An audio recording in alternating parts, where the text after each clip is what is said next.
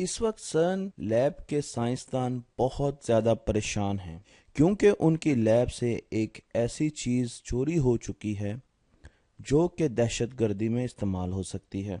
साइंसदान परेशान हैं क्योंकि उनकी लैब से एंटी मैटर चोरी हो गया है और ये एंटी मैटर किसी भी जगह इस्तेमाल किया जा सकता है एक्सप्लोजन करने के लिए। मैं आपको कहानी सुना रहा हूँ एक मूवी जिसे डिविंची कोड कहते हैं। चर्च के पॉप टॉम हैंक्स की मदद लेते हैं ताकि वो इस दहशतगर्द ग्रुप को पकड़ सकें जिनके पास एंटी मैटर है। टॉम हैंक्स बहुत ज़्यादा रिसर्च करते हैं और वो खोज लगाते हैं उस ग्रुप का जो कि चर्च को तबाह करना चाहता है। पर सवाल ये है कि क्या एंटी मैटर से एक्सप्लोजन हो सकता है? क्या एंटी मैटर में इतनी ताकत है कि वो एक बहुत बड़ा धमाका कर सके, वो बहुत बड़ी एनर्जी पैदा कर सके? आज हम इस चीज़ को सोचेंगे और इसका अंदाज़ा लगाने की कोशिश करेंगे। एंटी मैटर हमारे यूनिवर्स में कहीं नज़र नहीं आता। आपको जो चीज़ें भी नज़र आती हैं हमारी कायनात में वो मैटर से बनी हुई हैं। मसलन ज़मीन, सियारे, सूरज, चांद, सितारे, ये जितनी भी चीज़ें हैं वो सारी की सारी मैटर से बनी हुई हैं। अगर आप गैलेक्सीज को देखें तो गैलेक्सीज भी मैटर से बनी हुई हैं। हम खुद मैटर से बने हुए हैं। ट्रीज, सीज, वाटर, सारी की सारी चीज़ें मैटर से बनती हैं। तो फिर एंटी मैटर कहाँ पर है? मैं आपको कुछ अरसा पहले लेके जाता हूँ जब क्लासिकल और क्वांटम मैकेनिक्स के साइंसदानों में काफ़ी चपकलिश चल रही थी। आइंस्टाइन और नील बोहर के टाइम में, जब आइंस्टाइन अपनी थ्योरी ऑफ रिलेटिविटी दे रहे थे और नील बोहर एटम के क्वांटाइज्ड एनर्जी लेवल्स को एक्सप्लेन कर रहे थे। फिर हमारे पास एक और साइंटिस्ट आए जिनका नाम था पॉल डिराक। डिराक ने एक ऐसी बात की जिसने सबको उस वक्त हैरान कर दिया। डिराक ने कहा कि हर चीज़ की जुड़वां चीज़ मौजूद है, इसी वजह से मैटर का जुड़वां भाई एंटी मैटर भी हमारे यूनिवर्स में मौजूद है। और डिराक ने ये बड़ी सिंपल तरीके से ये बात हमें बताई। उन्होंने कहा कि देखें, अगर मैं मैथमेटिक्स से ये साबित कर दूं कि हर चीज़ का एक जुड़वां मौजूद है तो आपको फिर मान लेना चाहिए कि मैटर का एंटी मैटर भी मौजूद है। अगर हम मैथमेटिक्स में देखें तो x square is equal to 4 एक इक्वेशन है जिसके दो सोल्यूशंस बनते हैं। एक है x इज इक्वल टू 2 और दूसरा है x इज इक्वल टू -2। ये दोनों के दोनों सॉल्यूशंस बिल्कुल ठीक हैं। इसी तरीके से अगर हम पॉजिटिव 2 को मैटर का नाम दें और -2 का एंटी मैटर का नाम दें तो डिराक का ये कहना था कि दुनिया में हर चीज़ जो बनी हुई है इसकी एक एंटी मैटर स्टेट भी है। जिस तरह हाइड्रोजन का एटम है, अगर हम हाइड्रोजन के एटम को देखें तो हमें नज़र आता है कि मैटर फॉर्म में एक प्रोटॉन बीच में होता है और इलेक्ट्रॉन उसके गिर्द घूम रहा होता है या उसके गिर्द प्रेजेंट होता है। पर इसका एंटी हाइड्रोजन एटम भी एग्जिस्ट करता है और उसमें एंटी प्रोटॉन सेंटर में होगा और एंटी इलेक्ट्रॉन जिसे हम पॉजिट्रॉन कहते हैं वो उसके गिर्द घूम रहा होगा, एंटी प्रोटॉन के गिर्द। तो उसकी सारी की सारी साख्त जो है वो वैसी की वैसी रहेगी, सिर्फ चार्ज जो है वो अपोजिट हो जाएगा। साइंसदान ये देखना चाहते हैं कि एंटी मैटर में ऐसी क्या चीज़ है जो उसे मैटर से मुख्तलिफ करती है। एंटी मैटर को बनाना बहुत मुश्किल है। नासा ने कहा कि अगर आप 1 मिलीग्राम एंटी मैटर बनाना चाहते हैं तो आपको 100 अरब डॉलर्स खर्च करने पड़ेंगे। पर एंटी मैटर बहुत थोड़ी मिकदार में हमारे यूनिवर्स में प्रोड्यूस भी हो रहा है। मसलन अगर आप बनाना, केले को लें तो ये 50 एंटी इलेक्ट्रॉन जिसको हम पॉजिट्रॉन्स कहते हैं वो जनरेट करते हैं, पर ये बहुत कम होते हैं और इसलिए हम इसको बहुत ज़्यादा हाईलाइट नहीं करते। हम ये जानते हैं कि हर चीज़ क्वार्क्स और लेप्टॉन से मिलकर बनी है। ये सब एटॉमिक पार्टिकल्स होते हैं जो प्रोटॉन्स और इलेक्ट्रॉन्स बनाते हैं। तो क्या क्वार्क्स और लेप्टॉन्स के भी एंटी क्वार्क्स और एंटी लेप्टॉन्स होते हैं? जी बिल्कुल होते हैं। क्वार्क्स के एंटी क्वार्क्स होते हैं और लेप्टॉन के एंटी लेप्टॉन्स होते हैं। इसी तरीके से साइंसदानों का ये ख्याल है कि शायद ऐसी भी एक यूनिवर्स एग्जिस्ट करती हो जो हमारी यूनिवर्स के एंटी यूनिवर्स है। हमारी ज़मीन के एंटी ज़मीन यानी अर्थ के एंटी अर्थ भी एग्जिस्ट करती होगी, पर हम अभी उस तक पहुंच नहीं सके। अब हम आते हैं अपने सवाल की तरफ, क्या एंटी मैटर एक्सप्लोजन दे सकता है? जब भी मैटर और एंटी मैटर एक जगह पर एग्जिस्ट करते हैं तो वो एक दूसरे के करीब आते हैं, एक दूसरे से टकराते हैं और बहुत ज़्यादा एनर्जी रेडिएट करते हैं। ये एनर्जी बहुत पावरफुल एनर्जी होती है और इस प्रोसेस को हम कहते हैं एनाइलेशन। तो एनाइलेशन में एंटी मैटर और मैटर फौरन एक दूसरे से इंटरेक्ट करते हैं और बहुत ज़्यादा एनर्जी प्रोड्यूस करते हैं। इस एनर्जी को हम गैमा रेज कहते हैं। आपको याद है ना कि हमने इलेक्ट्रोमैग्नेटिक स्पेक्ट्रम में पढ़ा था, रेडियो वेव्स थी, माइक्रोवेव्स थी। इसी तरीके से जब हम एंड पर चले जाते थे तो वहाँ पे हमें गैमा रेज नजर आती थी, जो कि बहुत ज़्यादा एनर्जी रखती हैं और बहुत पावरफुल रेज होती हैं। तो जब हमारे पास प्रोटॉन और एंटी प्रोटॉन आपस में इंटरेक्ट करेगा तो वो एनर्जी रेडिएट करेगा और हमें गैमा रेज देगा। इसी तरीके से इलेक्ट्रॉन और पॉजिट्रॉन जब आपस में रिएक्ट करेंगे तो वो भी हमें बहुत ज़्यादा एनर्जी देंगे और वो हमें गैमा रेज देंगे, और इस प्रोसेस को एनाइलेशन कहते हैं, जो कि मैंने यहाँ पर लिखा है। तो एक चीज़ तो साबित हो गई कि जब एंटी मैटर होगा तो वो मैटर से रिएक्ट ज़रूर करेगा और वो एक बहुत बड़ा एक्सप्लोजन करेगा और एनर्जी रेडिएट करेगा। अब एंटी मैटर हमें मिलेगा कहाँ? एंटी मैटर हमें यूनिवर्स में नज़र क्यों नहीं आता, कहाँ पर मिलेगा? इसका जवाब ढूंढने के लिए हम कायनात की तख्लीक की तरफ जाते हैं, जब यूनिवर्स बनी थी। और ये वो टाइम था, ये वो पहला सेकंड था जब बिग बैंग हुआ था, बहुत बड़ा धमाका हुआ था। और इस पहले सेकंड में क्या क्या हुआ? इस पहले सेकंड में हमें पता है कि 4 फोर्सेस बनी थी नेचर की।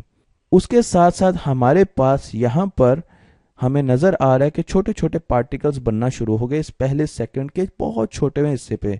आपको यहाँ पे नज़र आ रहा है कि यहाँ पे क्वार्क्स बने और यहाँ पर एंटी क्वार्क्स भी बने। अब जब क्वार्क्स और एंटी क्वार्क्स बने तो ये एक दूसरे के साथ आपस में रिएक्ट करना शुरू कर दिया और एनाइलेट करना शुरू कर दिया इन्होंने। जब इन्होंने एक दूसरे को एनाइलेट करना शुरू किया तो बहुत ज़्यादा एनर्जी प्रोड्यूस होना शुरू हो गई गैमा रेज की सूरत में। और हमें लगता यह है कि वो ऐसा वक्त था जब सारा का सारा एंटी मैटर मैटर के साथ एनाइलेट किया और कुछ मैटर बच गया।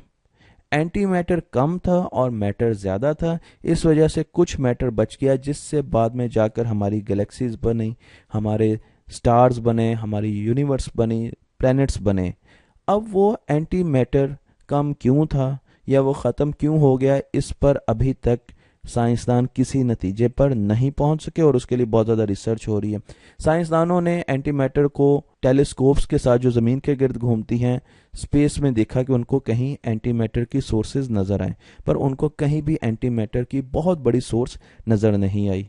अब उन्होंने सोचा कि फिर हम जो रेडिएशंस हमारे पास आ रही हैं, जो हाई एनर्जी रेडिएशंस हैं कॉस्मोस की, उनको हम देखते हैं और उसमें ढूंढने की कोशिश करते हैं कि हमें एंटी मैटर पार्टिकल्स मिल जाएं। तो उन्होंने एक बहुत बड़ी ऑब्जर्वेटोरी बनाई स्पेस में, इसको हम कहते हैं AMS एक्सपेरिमेंट, और ये है अल्फा मैग्नेटिक स्पेक्ट्रोमीटर। ये एक बहुत बड़ा स्पेक्ट्रोमीटर है जो ज़मीन के गिर्द घूमता है और ये डिटेक्ट करता है उन रेडिएशंस को और उनमें एंटी कार्बन और एंटी हीलियम्स उनको डिटेक्ट करने की कोशिश करता है कि वो इसको मिले, और ये अपना डाटा कलेक्ट करता जा रहा है। ये 2002 में लॉन्च की गई थी और ये इसने बहुत ज़्यादा डाटा कलेक्ट किया है और उस डाटा को एनालाइज किया गया है, पर अभी तक हमें एम्स की तरफ से भी कोई ऐसी खुशखबरी नहीं मिली कि कोई बहुत बड़ी हमें एंटी मैटर की सोर्स मिली हो। तो अब क्या किया जाए? ना हमें स्पेस में एंटी मैटर मिल रहा है, ना ही रेडिएशन से एंटी मैटर कहीं से आता हुआ नजर आ रहा है। तो इंसानों ने सोचा क्यों ना एंटी मैटर खुद बनाया जाए, और उसके लिए हम चलते हैं सन में।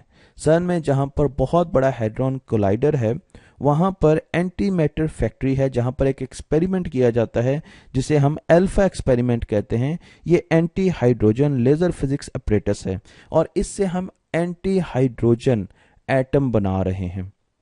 यहाँ पर अल्फा में हम 2 काम करते हैं। एक हम काम ये करते हैं कि हम एंटी इलेक्ट्रॉन बनाते हैं जिसे पॉजिट्रॉन कहते हैं, और इसको बनाया जाता है सॉल्ट से, रेडियो एक्टिव सॉल्ट से, जो कि डिके करता है, और वहां से हमें एंटी इलेक्ट्रॉन जिसे हम पॉजिट्रॉन कहते हैं वो मिलता है।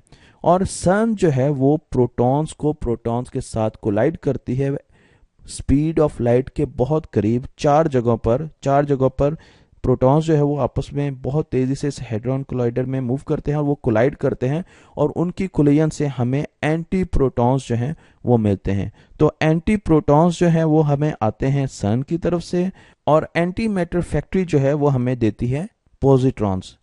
अब इन कोलिजन्स की वजह से जब हमारे पास बहुत ज़्यादा एंटी प्रोटॉन्स आते हैं तो उनको एक साथ कैसे लेके आना होता है, इसके लिए साइंसदानों ने एक ट्रैप बनाया होता है। क्योंकि पॉजिट्रॉन और एंटी प्रोटॉन ये दोनों चार्ज पार्टिकल्स हैं और चार्ज पार्टिकल्स को इलेक्ट्रिकल और मैग्नेटिक फील्ड्स के साथ हम एक जगह पर कन्फाइंड कर सकते हैं, एक जगह पर स्टोर कर सकते हैं। और स्टोर करने की वजह क्या है? क्योंकि ये एंटी पार्टिकल्स हैं, एंटी सब पार्टिकल्स हैं, जिस तरह एंटी प्रोटॉन और एंटी इलेक्ट्रॉन। अगर ये किसी भी इलेक्ट्रॉन से मिले या किसी भी प्रोटॉन से मिले तो क्या होगा? ये अनाइलेट कर जाएंगे और बहुत ज़्यादा एनर्जी प्रोड्यूस होगी। तो हमने इनको मैटर से दूर रखना है और उसके लिए ये हम एक वैक्यूम ट्यूब बनाते हैं और इसमें साइंसदान एंटी मैटर के पार्टिकल्स को स्टोर करते हैं। हम इलेक्ट्रिक फील्ड से पॉजिट्रॉन्स जो हैं उनको एक खास जगह पर रखते हैं। इसी तरीके से मैग्नेटिक फील्ड से हम एंटी प्रोटॉन जो है उनको भी एक खास जगह पर रखते हैं ताकि वो इर्द गिर्द के किसी भी मैटर के साथ इंटरेक्ट ना कर सकें। ये एक वैक्यूम ट्यूब है जिसमें करंट जो है वो यहाँ पर आप देखें फ्लो कर रहा है। तो सबसे पहले हम क्या करते हैं? हम यहाँ पर एक एंटी प्रोटॉन जो है वो इंजेक्ट करते हैं और ये इलेक्ट्रिक फील्ड की वजह से एंटी प्रोटॉन जो है वो एक खास जगह पर आ जाता है। उसके बाद हम यहाँ पर पॉजिट्रॉन जो इलेक्ट्रॉन का एंटी है पॉजिट्रॉन उसको इंजेक्ट करते हैं। दोनों साइड पे इलेक्ट्रोड्स लगे होते हैं, उसकी वजह से आपको एक रेड कलर की इलेक्ट्रिक फील्ड नजर आ रही है जो इनको जुदा रखती है, इनको वो अलग अलग रखती है, मिलने नहीं देते। अब आहिस्ता आहिस्ता हम क्या करते हैं? ये फील्ड जो है वो कम होती जाती है, उससे एंटी प्रोटॉन जो है वो पॉजिट्रॉन के साथ इंटरेक्ट करता है। बहुत सारे एंटी प्रोटॉन्स जब पॉजिट्रॉन्स के साथ इंटरेक्ट करते हैं तो उनमें से हमें कुछ एंटी हाइड्रोजन एटम मिलते हैं। अब एंटी हाइड्रोजन एटम जो है उनको हमने यहाँ पर साइड्स पर वॉल्स के साथ नहीं लगने देना, अदरवाइज वो अनाइलेट कर जाएंगे और एनर्जी प्रोड्यूस होगी। कुछ एंटी हाइड्रोजन यहाँ पर इंटरेक्ट कर भी जाते हैं और जब वो एनर्जी प्रोड्यूस करते हैं तो साइंसदानों को ये यकीन हो जाता है कि ये एंटी हाइड्रोजन ही है। और एंटी हाइड्रोजन यहाँ पर इस तरीके से मूव करता रहता है, इस मैग्नेटिक और इलेक्ट्रिक फील्ड में इस तरीके से ये मूव करता रहता है। इसको स्टोर रखा जाता है, बिल्कुल ऐसे स्टोर रखा जाता है जिस तरीके से अगर आप एक छोटी सी बॉल इस फनल में डालें और यहाँ से जोर से हवा दें तो वो जो बॉल है वो थोड़ी देर के लिए हवा में मुअल्लक रहेगी जब तक कि आप यहाँ से हवा देते रहेंगे, और जैसे ही हवा नहीं होगी तो वो नीचे गिर जाएगी। इसी तरीके से मैग्नेटिक और इलेक्ट्रिक फील्ड में एंटी हाइड्रोजन एटम जो है वो स्टोर रहता है और जैसे ही वो स्टोर नहीं रहेगा, वो इंटरेक्ट करेगा वॉल के साथ, तो हमें गैमा रेज जो है वो रेडिएट होती नजर आ जाएंगी। अब हमने एंटी हाइड्रोजन एटम तो बना लिया और उसको स्टोर भी कर दिया, और ये मैंने आपको बताया कि हमने कैसे उसको स्टोर किया। हमने सन में ये काम किया। हम अब तक 309 एंटी हाइड्रोजन एटम्स बना चुके हैं और इनको 16 मिनट्स तक स्टोर किया जा चुका है।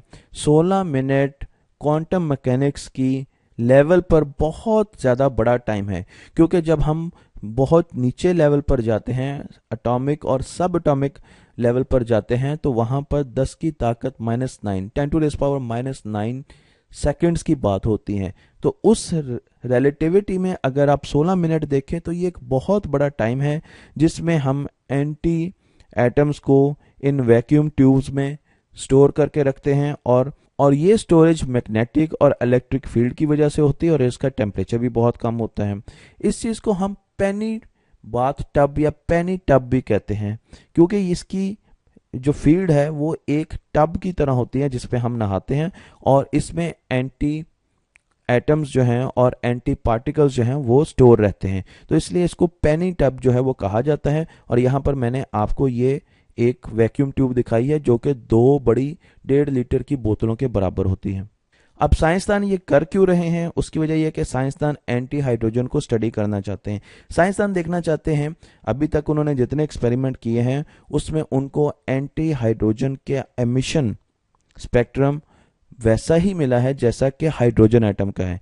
यानी हाइड्रोजन एटम जो है वो जिस तरीके की एमिशन करता है या जिस तरीके की एब्जॉर्प्शन करता है लाइट की, हाइड्रोजन एटम का जो बरअक्स है, जो मिरर इमेज है एंटी हाइड्रोजन एटम, वो भी वैसा ही रिस्पॉन्स हमें दे रहा है। तो यहाँ पर मैंने आपको हाइड्रोजन एटम की एमिशन दिखाई है। यहाँ पर एक मैंने आपको लाइट दिखाई है, हाइड्रोजन लाइट, और आप देख सकते हैं कि यहाँ पर आपको पिंक और पर्पल कलर नजर आ रहा है। इसी तरीके से एंटी हाइड्रोजन के एनर्जी लेवल्स जो है उनको भी देखा जा रहा है कि वहां पर इलेक्ट्रॉन जब जंप करता है एनर्जी लेके एक लेवल से दूसरे लेवल तक, तो वो जंप कितनी एनर्जी का होता है और क्या वो हाइड्रोजन एटम के बराबर है, उससे ऐसा है या वो मुख्तलिफ है। क्योंकि कोई ना कोई ऐसी चीज जरूर है जो हाइड्रोजन एटम और एंटी हाइड्रोजन एटम में एक जैसी नहीं होगी। उसी वजह से एंटी हाइड्रोजन एटम आज हमें नजर नहीं आते और हमें हर जगह हाइड्रोजन एटम नजर आते हैं। उसी वजह से हमें एंटी मैटर नजर नहीं आता और मैटर हर जगह पर नजर आता है। तो वो कौन सी ऐसी एक कम से कम खास बात है जो मुख्तलिफ है। साइंसदान ये भी देख रहे हैं कि ग्रेविटी का इफेक्ट जो है वो एंटी मैटर पर क्या होता है। सपोज अगर एंटी हाइड्रोजन एटम को हम छोड़ते हैं तो क्या वो ग्रेविटी की वजह से जमीन की तरफ आता है या वो बाहर निकल जाता है जमीन से और उस पर ग्रेविटी असर नहीं करती। तो इस तरीके से साइंसदान बहुत सारी करेक्टरिस्टिक्स जो हैं एंटी हाइड्रोजन की वो स्टडी कर रहे हैं सन में। हमें इसकी ज़रूरत इसलिए है कि एंटी हाइड्रोजन एटम या एंटी मैटर बहुत सारी एप्लीकेशंस में यूज़ हो सकता है फ्यूचर की। इसमें हम पेट स्कैन्स जो हैं आज भी यूज़ कर रहे हैं जिसमें एंटी एटम्स यूज़ होते हैं। तो अब आपको आपके सवाल का जवाब मिल गया होगा कि जब भी एंटी एटम या एंटी मैटर रिलीज होंगे बहुत बड़ी क्वांटिटी में, तो वह अनाइलेट करेंगे मैटर के साथ और वहां पर एक बहुत बड़ा एक्सप्लोजन होगा जिससे बहुत ज़्यादा एनर्जी रेडिएट होगी। तो मेरा सवाल यह है कि हाइड्रोजन एटम बहुत सिंपल है, इस वजह से हमने उसका एंटी हाइड्रोजन बनाया, पर क्या इसके अलावा भी कोई वजह है कि हम एंटी हाइड्रोजन बनाने में इतने ज़्यादा दिलचस्पी रखते हैं। हाइड्रोजन एटम की ऐसी क्या ख़ास बात है कि हम एंटी हाइड्रोजन एटम बना रहे हैं। तो ये सवाल का जवाब आप नीचे लिखिए और देखते हैं कि आप क्या जवाब देते हैं।